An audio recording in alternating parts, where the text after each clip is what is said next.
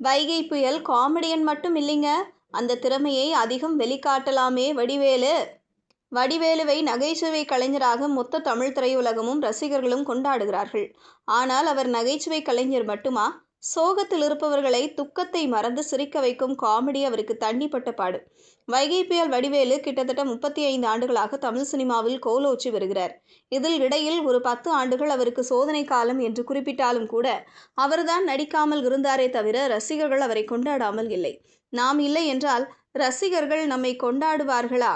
இல்லை ஒதுக்கி வைத்து விடுவார்களா? புதுமுக நடிகர்கள் வந்துவிட்டால் நமது காமெடிகள் பழையதாக கருதப்பட்டு விடுமோ என்று எல்லாம் ஒருவேளை யோசித்திருக்கலாம். இந்த கேள்விக்கெல்லாம் 10 ஆண்டுகள் சோதனையை வடிவேலு எதிர்கொண்ட போது ரசிகர்கள் அவரை எப்படி கொண்டாடினார்கள், அவரை எப்படி மிஸ் செய்கிறார்கள் என்பதை அந்த காலகட்டத்தில் வடிவேலு ஒருவேளை உணர்ந்திருக்கக்கூடும்.